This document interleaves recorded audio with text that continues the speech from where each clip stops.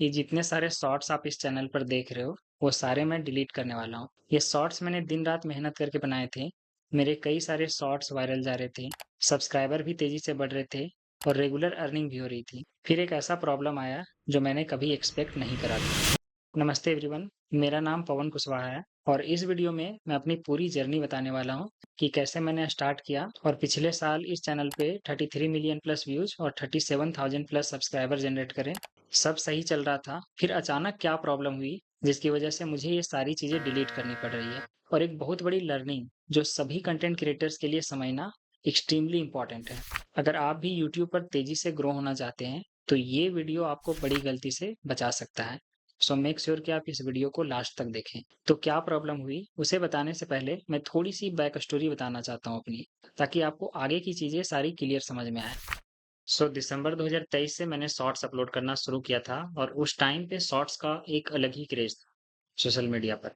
काफी सारे लोग शॉर्ट्स अपलोड कर रहे थे और कई सारे लोगों ने तो दूसरों का शॉर्ट्स अपलोड करके मिलियंस में सब्सक्राइबर गेन करे थे और उस तरह के शॉर्ट्स काफी तेजी से वायरल भी हो जाते थे।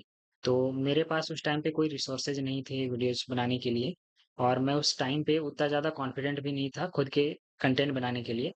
तो मैंने सोचा कि अभी इसी तरह का शॉर्ट्स अपलोड करते हैं, बाद में जब अच्छे इक्विपमेंट आ जाएंगे तो फिर मैं खुद का शॉर्ट्स अपलोड करना शुरू कर दूंगा। तब तक कुछ सब्सक्राइबर आ जाएंगे और हो सकता है कुछ पैसे भी मिल जाएं। दिसंबर और जनवरी में मैंने रेगुलरली शॉर्ट्स अपलोड किया था, बट उससे मुझे कुछ खास रिजल्ट मिला नहीं, क्योंकि ना तो उसमें बढ़िया कैप्शन थे, ना बैकग्राउंड म्यूजिक था, ना ही बढ़िया एडिटिंग थी। इसलिए उसमें मुझे काफी कम व्यूज मिले थे। फिर मैंने शॉर्ट्स अपलोड करना बंद कर दिया और कॉलेज की स्टडीज में व्यस्त हो गया।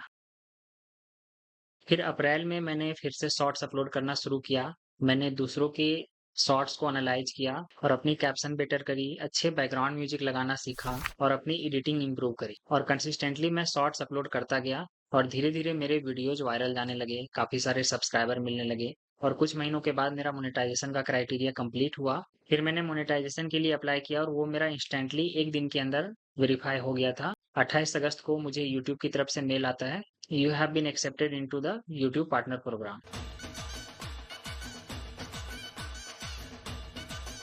उसके बाद फिर मैंने शॉर्ट्स में एड्स इनेबल कर दिए। फिर मेरी अर्निंग स्टार्ट हो गई और कई महीनों की हार्ड वर्क के बाद 5 नवंबर को मुझे यूट्यूब की तरफ से फर्स्ट पेमेंट मिलता है $195 का। Oh my God! उस टाइम पे मैं लिटरली बहुत खुश था। ये मेरे लिए काफ़ी बड़ा मोमेंट था। It was like my first salary. मैंने अपने अर्निंग के बारे में डिटेल में बताया पिछले वीडियो में, इसीलिए यहाँ पे ब्रीफ में बता रहा हूँ। फिर मेरा एक वीडियो यूनाइटेड स्टेट में वायरल चला जाता है, तो उससे मेरी अर्निंग सिग्निफिकेंटली बढ़ जाती है। पहले जो अर्निंग $10 भी नहीं होती थी, वो अब $40-45 पर डे होने लगी थी एंड आई वाज़ लाइक अ पैसा ही पैसा होगा। और मेरी खुशी का ठिकाना ही नहीं था। ये मेरे जैसे कॉलेज स्टूडेंट के लिए एक सपना जैसा था। सब कुछ सही चल रहा था, काफ़ी अच्छे व्यूज़ आ रहे थे, सब्सक्राइबर भी तेज़ी से बढ़ रहे थे और ठीक-ठाक अर्निंग भी हो रही थी। फिर जब रतन टाटा सर की डेथ हुई थी, तो मैंने उन पर एक शॉर्ट्स अपलोड किया था और कुछ दिन बाद जब मैंने अपना यूट्यूब स्टूडियो ओपन करा अपनी अर्निंग चेक करने के लिए, तो उस पे लिखा था, "your channel is currently not able to earn". मैं एकदम से शॉक हो गया कि ये अचानक से क्या हो गया है। फिर तुरंत मैंने अपना मेल चेक किया तो उस पे यूट्यूब की तरफ से मेल आया था कि your channel is no longer eligible to monetise और मेरे जितने भी मोनेटाइजेशन के फीचर्स हैं वो सारे सस्पेंड कर दिए जाते हैं। मैं यहाँ पर उस ईमेल का पूरा स्क्रीनशॉट लगा रहा हूँ, अगर आप चाहें तो पढ़ सकते हैं। उस टाइम पे इतना बुरा लग रहा था कि पूछो ही मत। और सबसे ज़्यादा बुरा इस बात का लग रहा था कि मेरी जो अर्निंग ऑलरेडी हो गई है वो पैसे भी अब अटक गए। कम से कम $600 थे जो मुझे नेक्स्ट पेमेंट में मिलने वाले थे। ओ भाई, मारो मुझे, मारो मारो मुझे, मारो मारो। नहीं, ये मजाक हो रहा है। एक सेकंड यार, मजाक हो रहा है। मैं लिटरली इस बात को लेके काफ़ी खुश था कि फर्स्ट टाइम यूट्यूब की तरफ से मुझे इतना सिग्निफिकेंट अमाउंट मिलने वाला है और लगभग 4-5 दिन में उसकी प्रोसेसिंग स्टार्ट हो जाती। एक बार वो गूगल एडसेंस में चला जाता तो वो मुझे मेरे अकाउंट में मिल जाता। बट ऐसा नहीं हुआ और ये जो बचे हुए अमाउंट है लगभग $750, वो अब मुझे कभी नहीं मिलने वाले। कैसा लगा मेरा मजाक? प्रॉब्लम क्या थी? The problem was reused content. ये कोई कॉपीराइट क्लेम नहीं था, किसी ने मुझे कॉपीराइट क्लेम या कॉपीराइट स्ट्राइक नहीं दिया था। प्रॉब्लम था रीयूज्ड कंटेंट। मैंने जितने भी शॉर्ट्स अपलोड किए हुए थे वो सारे दूसरों के वीडियो से बनाए हुए थे। बेसिकली जो पॉपुलर पॉडकास्ट, इंटरव्यू और स्पीच थे, उनके जो इंस्पायरिंग मोमेंट थे, उनको मैंने एज़ अ शॉर्ट पब्लिश करा था। और यूट्यूब के अकॉर्डिंग ये मेरे ओरिजिनल वीडियो नहीं है, इस वजह से ये मोनेटाइज़ेशन के लिए एलिजिबल नहीं है। इसमें मेरी खुद की कोई क्रिएटिविटी नहीं है। अबे साले मेरा माफ करना, गुस्से में इधर उधर निकल जाता हूँ। तो यूट्यूब के अकॉर्डिंग वो सारे शॉर्ट्स जो अदर सोशल मीडिया वेबसाइट से कंपाइल करके बनाए जाते हैं, वो एलिजिबल नहीं है मोनेटाइजेशन के लिए। और जो आपने देखा होगा सॉन्ग्स काफ़ी लोग अपलोड करते हैं बहुत सारे सॉन्ग को जोड़ के, वो भी एलिजिबल नहीं है, चाहे आपके पास परमिशन ही क्यों ना हो। और काफ़ी सारे जो शो रहते हैं, सीरियल्स रहते हैं, उसका क्लिप काफ़ी लोग अपलोड करते हैं एज अ शॉर्ट, वो भी मोनेटाइजेशन के लिए एलिजिबल नहीं है। और कोई कंटेंट अगर काफ़ी सारे क्रिएटर के द्वारा बार बार अपलोड किया जाता है, तो वो भी इस मोनेटाइजेशन क्राइटेरिया को वायलेट करता है। सो ऐसा हुआ क्यों? ये यूट्यूब की पकड़ में आया कैसे? इसके 2 रीज़न हो सकते हैं। पहला तो ये हो सकता है कि उसका जो खुद का एआई और डिटेक्शन सिस्टम है, उसके थ्रू उन्होंने पकड़ा होगा कि मेरे चैनल पे जो शॉर्ट्स डले हुए हैं, वो मेरे ओरिजिनल वीडियोज़ के नहीं हैं। और दूसरा रीज़न ये हो सकता है कि जब रतन टाटा सर की डेथ हुई थी, तो मैंने उन पर एक शॉर्ट्स अपलोड किया था, ये वाला। प्रॉब्लम ये थी कि ये वाला जो शॉर्ट था, वो मैंने ऑलरेडी अपने चैनल पे अपलोड किया हुआ था कुछ दिन पहले। और उसी शॉर्ट को मैंने दोबारा अपलोड किया जस्ट बैकग्राउंड म्यूजिक चेंज करके, थोड़ी-सी एडिटिंग करके। और हो सकता है कि इसने ट्रिगर किया होगा सिस्टम को डिटेक्ट करने के लिए। अब यहाँ पर एक बहुत ऑब्वियस क्वेश्चन आता है कि जब ये सारे शॉर्ट्स मेरे ओरिजिनल थे ही नहीं, तो ये फिर मोनेटाइज़ कैसे हो गया? जब मैंने मोनेटाइज़ेशन के लिए अप्लाई किया था, तो यूट्यूब को पता चल जाना चाहिए कि ये सारे मेरे ओरिजिनल कंटेंट नहीं है। तो फिर वो मेरा 1 दिन में कैसे मोनेटाइज़ हो गया? तो इसका भी रीज़न बताता हूँ। एक्चुअली ये मेरा एक पुराना चैनल था। ये मैंने 2020 में बनाया था। और जब ये चैनल मैंने क्रिएट करा था, तो उस टाइम पे मैंने लगभग 1 महीने तक कंसिस्टेंटली वीडियो डाले थे, पर डे 1 वीडियो। फिर मुझे रिज़ल्ट नहीं मिल रहे थे, तो फिर मैंने छोड़ दिया। फिर मैंने फ्रीलांसिंग स्टार्ट करी। फिर मैंने एफ़िलिएट मार्केटिंग करना शुरू किया। बाद में मुझे पता चला कि उसका जो लास्ट वाला वीडियो है, वो मेरा वायरल चला गया था, जिसमें over the time 4 lakh views मिले थे। मैं नहीं मानता। और इस एक वीडियो से मेरा मोनेटाइजेशन का सारा क्राइटेरिया कंप्लीट हो गया था। फिर मैंने अप्लाई भी किया था मोनेटाइजेशन के लिए, वो हो भी गया था। बट मुझे एफिलिएट मार्केटिंग से ठीक-ठाक रिजल्ट मिल रहे थे, इसीलिए मैंने ध्यान नहीं दिया। उसके बाद फिर मैंने आईआईटी जेईई के लिए पढ़ना शुरू किया, फिर यहाँ एनआईटी इलाहाबाद में आ गया। तो 2-3 साल से इसमें कोई एक्टिविटी हुई नहीं। इस वजह से मेरा मोनेटाइजेशन डिसेबल हो गया था। इसीलिए जब मैंने दिसंबर में स्टार्ट किया था शॉर्ट्स अपलोड करना, और जब क्राइटेरिया कंप्लीट हुए और फिर मैंने मोनेटाइजेशन के लिए अप्लाई किया, तो वो ऑटोमेटिकली 1 दिन के अंदर अप्रूव हो गया।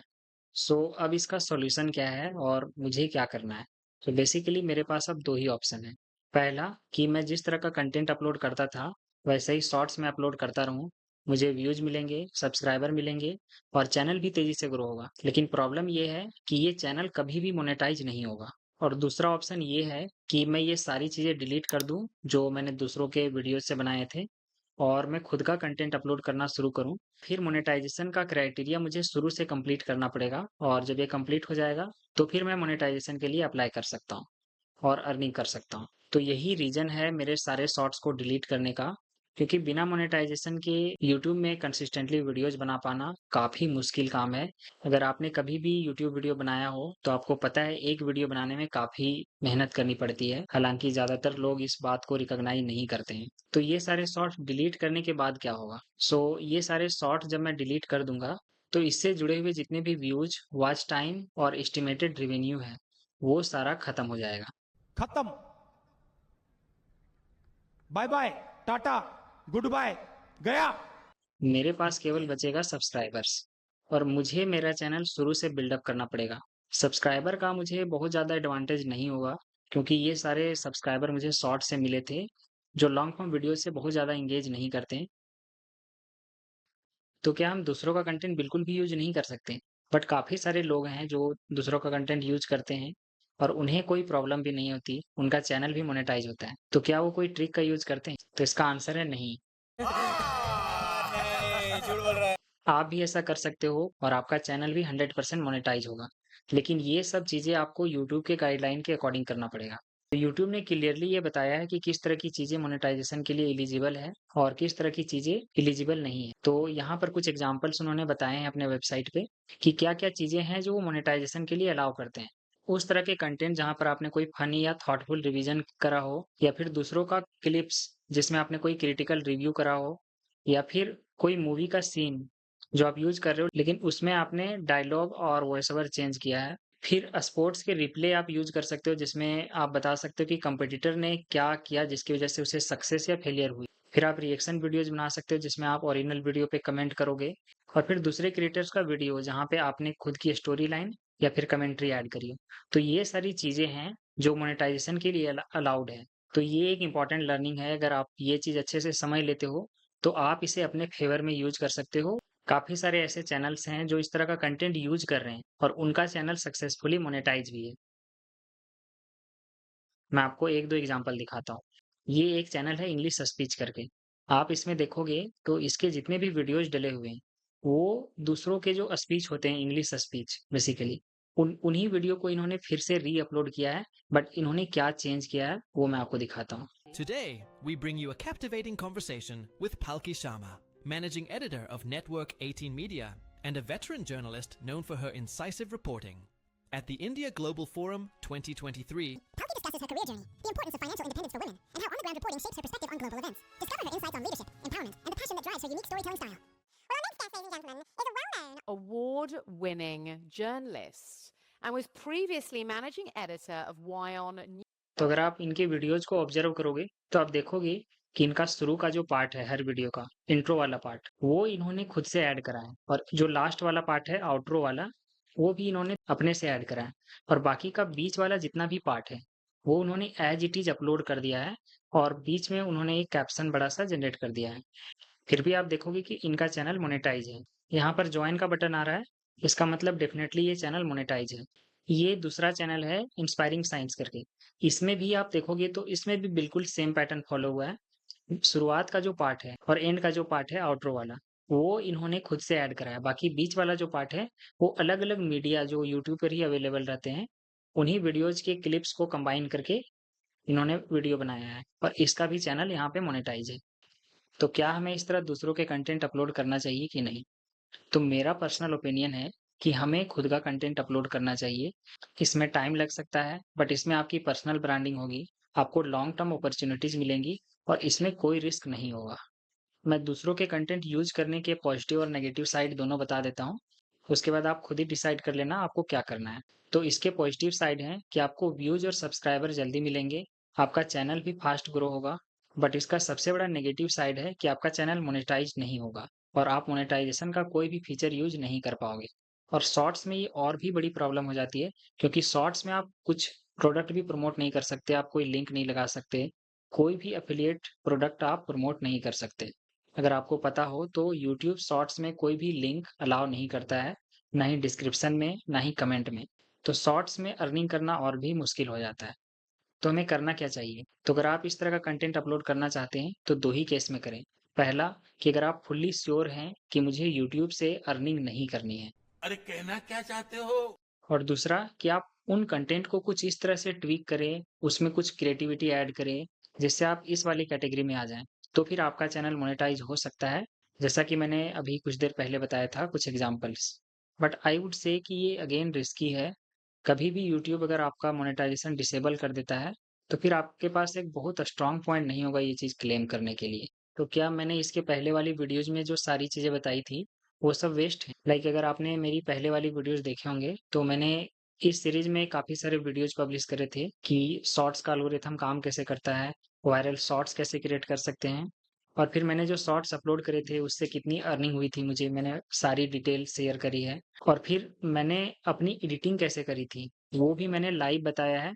जो मेरा सबसे वायरल वीडियो था, उसकी एडिटिंग मैंने कैसे करी थी, स्टेप बाय स्टेप मैंने बताया है। इन सब में मैंने काफ़ी सारी वैल्यूएबल इनसाइट्स और लर्निंग शेयर करी है, जिससे आपको अपना शॉर्ट्स वायरल करने में हेल्प मिलेगी। और मैंने जो रिसोर्सेज़ यूज़ करे हैं, वो भी मैंने शेयर करे हैं, लाइक एडिटिंग से रिलेटेड जो रिसोर्सेज़ मैंने यूज़ करे थे, वो मैंने इस वीडियो में शेयर करा है। ये एग्ज़ैक्टली वही सारी चीज़ें हैं जिसको मैंने यूज़ करके 5000 से 45,000 तक सब्सक्राइबर गेन करे थे।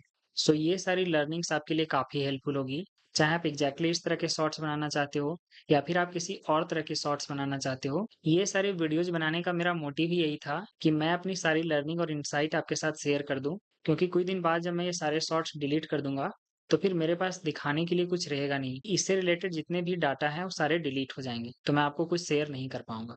अब वीडियो एंड करने से पहले 3 बातें और। पहला कि ये वीडियो इस सीरीज़ की लास्ट वीडियो है। इसके बाद मैं इस टॉपिक पे अभी कोई वीडियो नहीं बनाऊँगा। तो अगर आपको इस टॉपिक पे डिटेल में जानना है, तो आप ये वाली प्लेलिस्ट देख सकते हो, लिंक आपको डिस्क्रिप्शन में मिल जाएगी। और अगर आपको कोई स्पेसिफिक क्वेश्चन पूछना हो, तो आप डेफिनिटली कमेंट में पूछ सकते हैं। अगर ज़रूरत पड़ेगी तो मैं उस पे वीडियो बना दूँगा। दूसरा कि ये सारे शॉर्ट्स जो आप इस चैनल पे देख रहे हो अभी, ये सारे शॉर्ट्स मैं डिलीट कर दूँगा अगले कुछ दिनों में। तो जब आप ये वीडियो देख रहे हो, तो हो सकता है कि ये सारे शॉर्ट्स आपको यहाँ पर ना मिले। लेकिन अगर आप चाहो तो फिर भी इसे देख सकते हो मेरे इंस्टाग्राम पेज पे जाके। अभी मजा आएगा ना भिड़ो। ये सेम वीडियो मैंने इंस्टाग्राम पे भी अपलोड किया था, तो यहाँ पर भी वो सारे वीडियो आपको मिल जाएँगे। आप इन्हें देख सकते हैं और काफ़ी सारी वैल्यूएबल लाइफ लेसन आप सीख सकते हैं दुनिया के टॉप लीडर से। एक और लास्ट थिंग कि अगर आपको ये वीडियो वैल्यूएबल लगी, तो प्लीज़ आप इन्हें अपने उन दोस्तों के साथ शेयर करें जो कंटेंट क्रिएशन में इंटरेस्टेड हैं। इसके बाद मैं प्रोडक्टिविटी और एआई टूल से रिलेटेड काफ़ी सारी वीडियोज़ लाने वाला हूँ। तब तक के लिए keep learning and keep rising.